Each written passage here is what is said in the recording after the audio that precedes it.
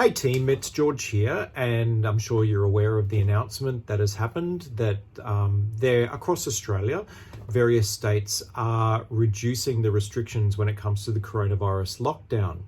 Say, for example, New South Wales, they've said, I think it's from this weekend, 2 adults are able to visit the homes of friends and families.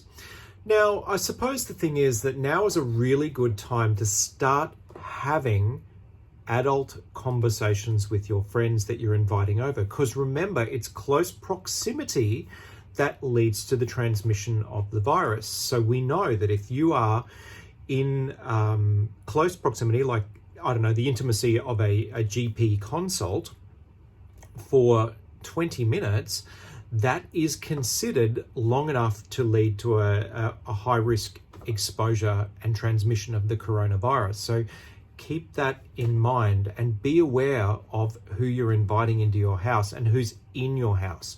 Because if you invite people in who are at risk of a really bad outcome with corona, or you have people at home at risk of a really bad outcome with corona, then you need to have a good hard think about that, whether that be somebody who's elderly, somebody who's got respiratory disease, somebody who's got a compromised immune system. And of course, people are going to want to get back into intimacy and sex. I understand that.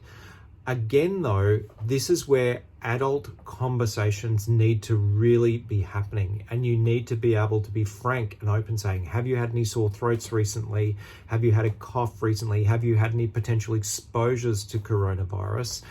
And you need to also be able to, if things change down the track, you need to be able to have these conversations as well. So no harm in having the COVID Safe app running on your phone as you're catching up with various people. But at this point, I do urge you to have these conversations. And they're not easy, but it's important that you have them, and an ongoing conversation where you can say, look, I've had a potential exposure to COVID. You might want to just get tested. You might want to consider isolation or something like that. But it's actually a tricky time. Like, going into lockdown was hard, but coming out of it, I think, is equally as tricky, because there's a lot of conversations that need to be had.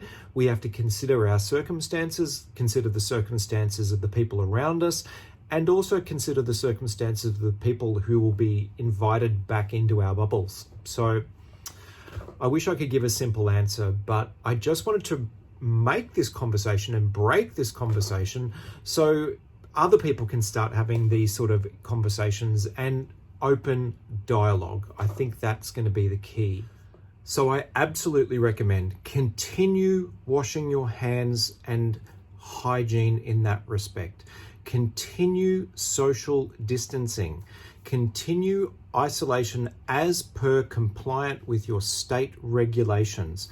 If you become unwell, if you develop a sore throat, a cough, headaches, muscle aches and pains, diarrhea, anything that could appear to be a viral illness, get tested. Whilst you're waiting for the results, you will be advised to stay home isolated until you know what those results are. Let's look after each other and continue having these conversations and pathways where we're exchanging good quality information with our friends who are being invited back in to our bubbles. Stay healthy, guys. Bye.